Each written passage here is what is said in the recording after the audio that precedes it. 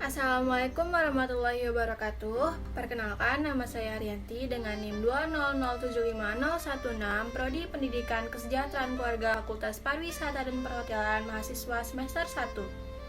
Baik, pada video kali ini saya akan menjelaskan tentang sistem pencernaan pada manusia.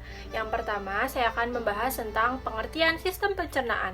Jadi, apa itu sistem pencernaan? Sistem pencernaan itu adalah mengubah makanan dan menyerap sari-sari makanan yang berupa nutrisi yang dibutuhkan oleh tubuh. Namun, sistem pencernaan pada manusia hampir sama dengan sistem pencernaan hewan, yaitu terdapat mulut, lambung, usus, dan mengeluarkan kotorannya melalui anus.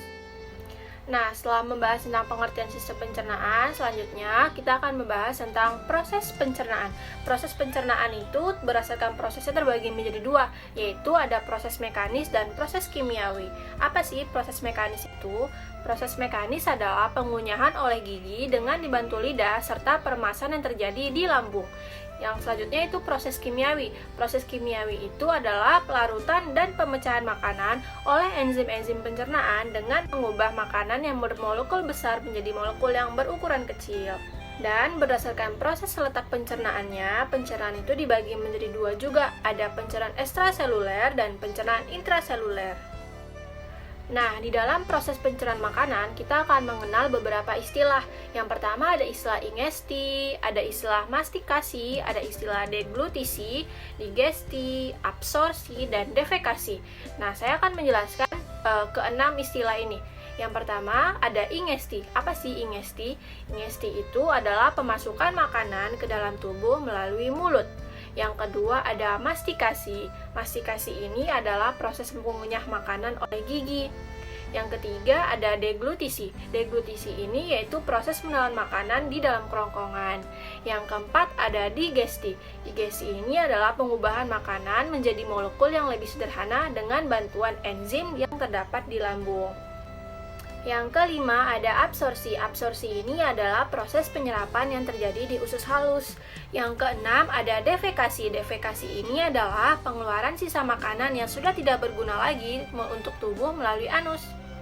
Nah, setelah membahas tentang proses pencernaan, selanjutnya kita akan membahas tentang alat pencernaan makanan. Yang pertama ada rongga mulut. Fungsi mulut pada alat pencernaan yaitu merupakan saluran pertama yang dilalui oleh makanan. Pada rongga mulut dilengkapi alat pencernaan dan kelenjar pencernaan untuk membantu pencernaan makanan tersebut.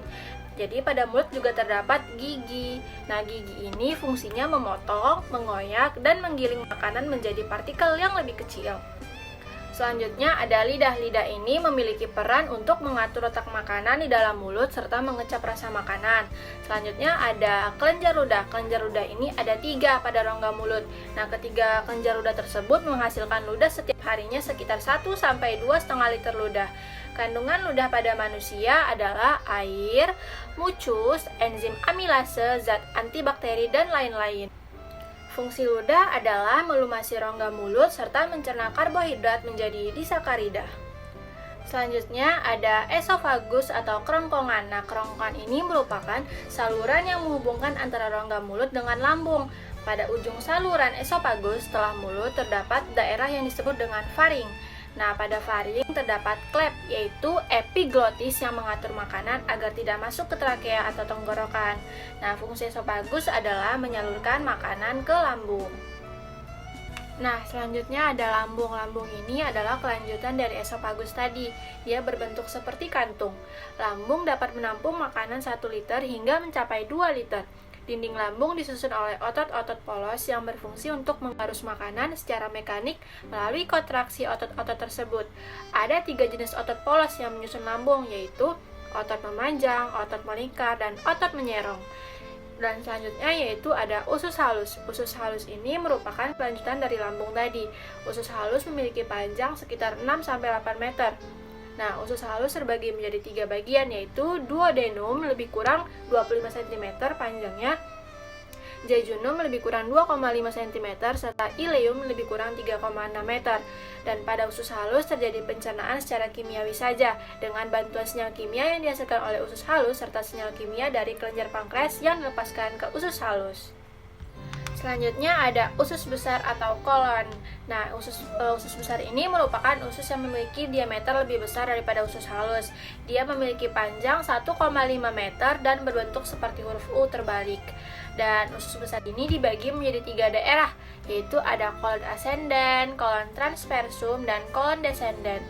Fungsi dari kolon ini atau usus besar ini adalah menyerap air selama proses pencernaan, tempat dihasilkannya vitamin K dan vitamin H, membentuk massa feses, dan mendorong sisa makanan hasil pencernaan atau feses keluar dari tubuh. Dan yang terakhir yaitu rektum dan anus. Ini merupakan lubang tempat pembuangan feses dari tubuh. Dan dia sebelum dibuang lewat anus, feses ditampung terlebih dahulu pada bagian rektum. Apabila feses sudah siap dibuang, maka otot sphincter rektum mengatur pembukaan dan penutupan anus. Otot sphincter yang menyusun rektum ada 2, yaitu otot polos dan otot lurik. Nah, setelah membahas tentang alat pencernaan makanan, selanjutnya saya akan membahas tentang gangguan sistem pencernaan. Gangguan pada sistem pencernaan makanan ini dapat disebabkan oleh beberapa faktor. Di antaranya ada pola makan yang salah, infeksi bakteri, dan kelainan alat pencernaan. Di antara gangguan-gangguan ini ada diare. Diare ini merupakan feses yang sangat cair akibat peristaltik yang terlalu cepat. Kemudian ada appendicitis, yaitu radang usus buntu. Kemudian ada sembelit atau konstipasi. Ini merupakan kesukaran dalam proses defekasi atau buang air besar. Kemudian ada maldigesti, yaitu terlalu banyak makan. Kemudian ada peritonitis, kolik, sampai pada infeksi usus buntu. Baiklah, sekian video penjelasan saya tentang sistem pencernaan pada manusia. Saya Haryanti mengucapkan terima kasih dan maaf apabila ada salah kata. Saya akhiri, wabillahi taufiq wal hidayah. Wassalamualaikum warahmatullahi wabarakatuh.